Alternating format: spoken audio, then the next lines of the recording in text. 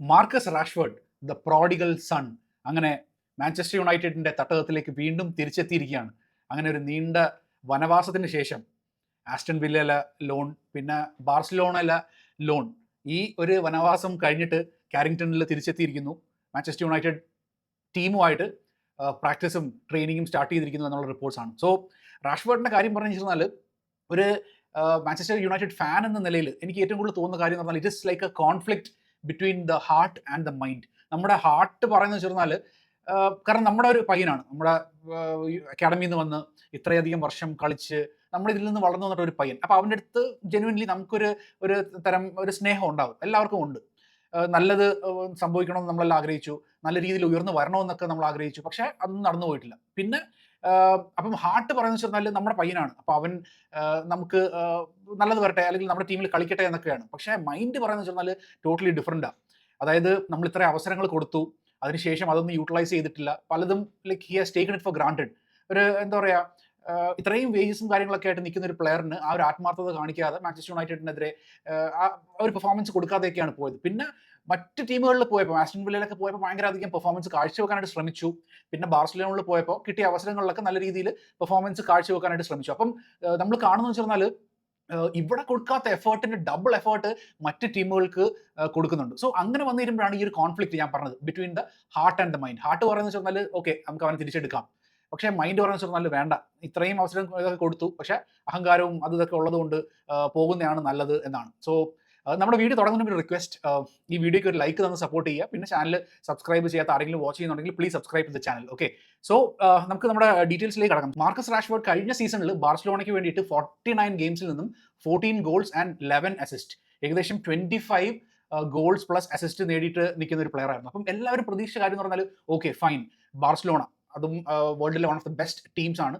So Rashford എന്നുള്ളൊരു player, പ്രൈമിൽ നിൽക്കുന്ന ഒരു പ്ലെയറിന് ഇപ്പം യുണൈറ്റഡ് കഴിഞ്ഞു പറഞ്ഞാൽ പോകാനായിട്ട് പറ്റിയ ഒരു ടീം തന്നെയാണ്. ആൻഡ് വിത്ത് ദ പെർഫോമൻസ്, കാഴ്ചവെച്ചിട്ടുള്ള പെർഫോമൻസ് വെച്ചിട്ട് ലൈക്ക് ആ ടീമിൽ ഒരു സ്ഥാനം കിട്ടും എന്നുള്ളൊരു പ്രതീക്ഷയായിരുന്നു. പക്ഷേ അതിന് ലൈക്ക് ആ ഒരു പ്രതീക്ഷകളെല്ലാം മലക്കം മറിച്ചിട്ടാണ് ആ ഒരു സംഭവം നടക്കുന്നത്. Like he is not been given the green flag by Barcelona. അപ്പോൾ ഇതിനകത്ത് ഏറ്റവും കൂടുതൽ എന്താ പറയുക, ഒരു ഹേർഡിലായിട്ട് നിൽക്കുന്ന ഒരു കാര്യം എന്ന് വെച്ചാൽ റാഷ്ഫോർഡിന്റെ വേജസ് തന്നെയാണ്. ഏകദേശം 325,000 പൗണ്ട്സ് പെർ വീക്ക്, അതാണ് റാഷ്ഫോർഡിന്റെ വേജസ്. ഏകദേശം ഒരു വർഷത്തിൽ 15 മില്യൺ പൗണ്ട്സ് സാലറി നേടുന്ന ഒരു പ്ലെയറാണ്. അപ്പം അങ്ങനെ അത്രയും ഒരു ഹൈ സാലറി നിൽക്കുന്ന ഒരു പ്ലെയറിന് അവർക്ക് വേണ്ട എന്നുള്ളൊരു ഒരു ഡിസിഷൻ അവർ എടുത്തു. അതിന് പകരം ആന്റണി ഗോർഡൻ അവർ കൊണ്ടുവരുന്നു. സോ റാഷ്ഫോർഡിന് വലിയ സ്വപ്നങ്ങളായിരുന്നു അവിടെ പോകാം എന്നുള്ള, അല്ലെങ്കിൽ ആ ടീമിലേക്ക് നിൽക്കാം. യുണൈറ്റഡ് കഴിഞ്ഞിട്ടുള്ള ഒരു സ്റ്റെപ്പ് അപ്പോ അല്ലെങ്കിൽ സെയിം ലെവൽ, അല്ലെങ്കിൽ ടീം വൈസ് മാന്യു ആയിരിക്കും വലുത്. പക്ഷേ ഇപ്പോഴത്തെ ഒരു കറണ്ട് ലെവൽ നോക്കി കഴിഞ്ഞാൽ ഡെഫിനറ്റ്ലി അബവ് മാഞ്ചസ്റ്റർ യുണൈറ്റഡ്. യുണൈറ്റഡിൽ കളിച്ചുകൊണ്ടിരുന്ന സമയത്ത് ആമറുമിന്റെ അണ്ടറിലാണ് ഏറ്റവും കൂടുതൽ ഈ ഒരു ബോംബ് സ്ക്വാഡ് രൂപപ്പെട്ടത്. ആമറുമിനെ ഏറ്റവും കൂടുതൽ ആൾക്കാർ എന്താ പറയുക അപ്രിഷിയേറ്റ് ചെയ്യുന്ന കാര്യം അതാണ്. ഇപ്പം ജെയ്ഡൻ സാൻചോയും ആന്റണി, പിന്നെന്താ പറയുക, ഇത് റാഷ്ഫോർഡ്, ഇതേപോലത്തെ പ്ലെയേഴ്സിനെ ടീമിൽ നിന്ന് ഒഴിവാക്കി ആ ഒരു നെഗറ്റീവ് ഒരു സെറ്റപ്പ്, അല്ലെങ്കിൽ ആ ഒരു ടീമിൽ നെഗറ്റീവ്ലി ബാധിക്കുന്ന പല കാര്യങ്ങളും എടുത്ത് കളഞ്ഞു തന്നെയാണ് ആമറും ഈ ടീമിന് വേണ്ടി ചെയ്തിട്ടുള്ള ഏറ്റവും വലിയ കാര്യം. സോ അതിനകത്ത് ഒരു ഫാക്ടറായിരുന്നു റാഷ്ഫോർഡ്. ഇതിന് എന്താ പറയുക, ട്രെയിനിങ് സെഷൻസിന് ലേറ്റ് ആയിട്ട് വരിക, ചില സെഷൻ അറ്റൻഡ് ചെയ്യാതെ അയർലൻഡിൽ പോയിട്ട് ഒരു നൈറ്റ് ഔട്ട് ഒക്കെ കഴിഞ്ഞിട്ട് അടിച്ച് അവർ എന്നാൽ എന്താ പറയുക എൻജോയ് ചെയ്തിട്ട് അടുത്ത ദിവസം ട്രെയിനിങ് മിസ്സാവുക. അപ്പം അങ്ങനത്തേക്കുള്ള സാഹചര്യങ്ങളുണ്ടായി. അപ്പം അതിനുശേഷമാണ് ഈ ഒരു ഡിസിഷൻ എടുക്കുന്നത്, ടീമിലേക്ക് വേണ്ട, ലോണിൽ വിടുന്നു ആസ്റ്റൺ വില്ലയ്ക്ക്. അവിടെയും അത്യാവശ്യം പെർഫോമൻസ് കാഴ്ചവെച്ചു. പിന്നെ അതിനുശേഷം ഈ വെൻ ടു ബാർസലോണ.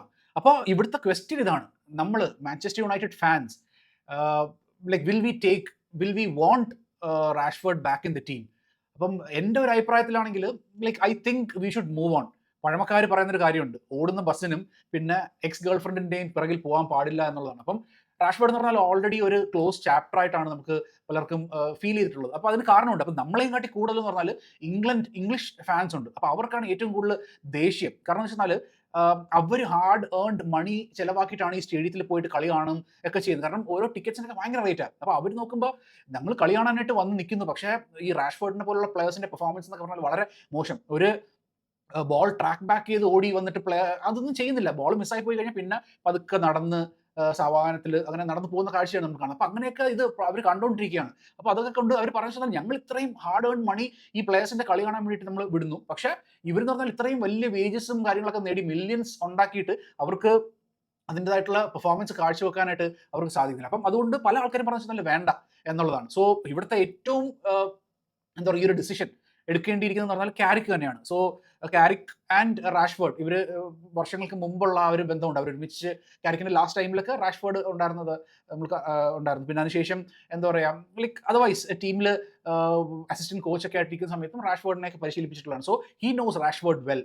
അപ്പോൾ റാഷ്ഫോർഡിനെ ടീമിലേക്ക് എടുക്കുക എന്നുള്ള ഡിസിഷൻ പൂർണ്ണമായിട്ടും കാരിക്കിൻ്റെ ഇതിൽ പൂർണ്ണമായിട്ടൊന്നും പറയാൻ പറ്റത്തില്ല. But he will have a big say. ഇപ്പം പിന്നെ അതിനുശേഷം ഈ ജേസൺ വിൽകോക്സും ബറാഡയും ഇനിയോസും അവരെല്ലാം തീരുമാനിക്കുക അത് വേണോ വേണ്ടോ എന്നുള്ളത്. കാരണം വെച്ചാൽ ഹെവി വേജസ്, ഈ റാഷ്ഫോർഡിന്റെ വേജസ് ഒന്ന് അക്കൗണ്ട് ബുക്ക് ചെയ്യുന്ന പോയി കഴിഞ്ഞിരുന്നാലേ കൂടുതൽ സൈനിങ് വരാനുള്ള സാധ്യതയുള്ളൂ. കാരണം ഇത്രയും വേജസ് ഉള്ള ഒരു പ്ലെയർ. അപ്പം അത് തന്നെ നമ്മുടെ മാനേജ്മെന്റിന്റെ പുതിയ ആൾക്കാരെ കൊണ്ടുവരാനായിട്ട് ഒരു ഹിൻഡ്രൻസ് ആയിട്ട് നിൽക്കുന്നതാണ് നമ്മൾ അറിയുന്നത്. സോ എനിക്കൊന്ന് എല്ലാവർക്കും ആഗ്രഹം, മാനേജ്മെന്റിനും ആഗ്രഹം അത് തന്നെ ആയിരിക്കും. പക്ഷെ നമുക്കൊരു ലെഫ്റ്റ് വിങ്ങറിനെ വേണം ആ ഒരു പൊസിഷൻ കളിക്കാൻ വേണ്ടിയിട്ട്.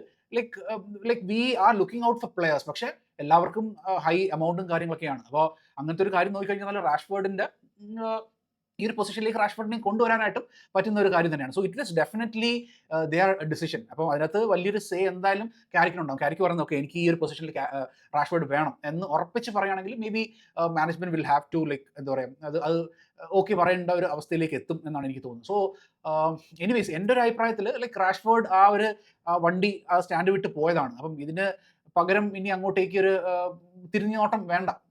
ടാറ്റ പറഞ്ഞിട്ട് പോയി. ഇതിന്റെ ഇടയ്ക്ക് വെച്ചിട്ടുള്ള ഒരു സംഭവം എന്ന് പറഞ്ഞാൽ കഴിഞ്ഞ 3 മാസം മുമ്പ് റാഷ്ഫോർഡിന്റെ ഒരു ഇൻസ്റ്റാഗ്രാം മെസ്സേജ് വന്നിട്ട് ലൈക്ക് താങ്കിങ് ഹാൻസി ഫ്ലിക്ക്, പിന്നെ ടൂക്കൽ, ആസ്റ്റൺ വില്ല, ബാർസലോണ ഇവരെല്ലാവർക്കും താങ്ക് യു പറഞ്ഞിട്ടുള്ള ഒരു മെസ്സേജും കാര്യങ്ങളൊക്കെ. പക്ഷേ അവിടെ മാഞ്ചസ്റ്റർ യുണൈറ്റഡ് എന്നുള്ളൊരു പേര് മെൻഷൻ പോലും ചെയ്തിട്ടുണ്ടായിരുന്നില്ല. അപ്പം അങ്ങനെയൊക്കെ വന്നു കഴിഞ്ഞപ്പം ആൾക്കാർക്ക് ഭയങ്കരമായിട്ടുള്ള ഒരു ഇത് വന്നു, വെറുപ്പ്. ലൈക്ക് ഓക്കെ ഇത്രയും വളർത്തിക്കൊണ്ടുവന്ന ഒരു ടീമിനെ തള്ളി പറഞ്ഞിട്ട് ആ ഒരു ടീമിനെ മെൻഷൻ ചെയ്ത ബാക്കി എല്ലാവർക്കും താങ്ക് യു പറയുന്നതും അങ്ങനെയൊക്കെ എന്നൊക്കെ പറഞ്ഞാൽ ലൈക്ക് അതൊരു നെഗറ്റീവ് ഇമ്പാക്ട് ഉണ്ടാക്കി റാഷ്ഫോർഡിന്റെ ഒരു കാര്യത്തിൽ. സോ എനിവേസ് ലൈക്ക് ഞാൻ പറഞ്ഞതുപോലെ like I would not want Rashford back. എൻ്റെ ഒരു താല്പര്യം അതാണ്. വി വുഡ് മൂവ് ഓൺ എന്നിട്ട് വേറെ ഏതെങ്കിലും ഒരു പ്ലെയർ കൊണ്ടുവരാനായിട്ടായിരിക്കും ഞാൻ ആഗ്രഹിക്കുന്നത്. So what do you think? Rashford നമ്മുടെ ടീമിലേക്ക് തിരിച്ച് വരണോ അതോ may be we can give A chance, ഒരു സെക്കൻഡ് ലൈഫ് കൊടുക്കാനായിട്ട് സാധിക്കും, അല്ലെങ്കിൽ ആ പ്ലെയറിന് അങ്ങനത്തെ ഒരു ചാൻസ് ഡിസേർവ് ചെയ്യുന്നു എന്താണ് നിങ്ങൾക്ക് തോന്നുന്നു വെച്ചാൽ kindly put that in the comment section. Okay, പിന്നെ നമ്മുടെ ഈ വീഡിയോയ്ക്ക് ഒരു ലൈക്ക് ഒന്ന് സപ്പോർട്ട് ചെയ്യുക, പിന്നെ ചാനൽ സബ്സ്ക്രൈബ് ചെയ്യുക. So thank you so much for watching. Keep supporting. Take care.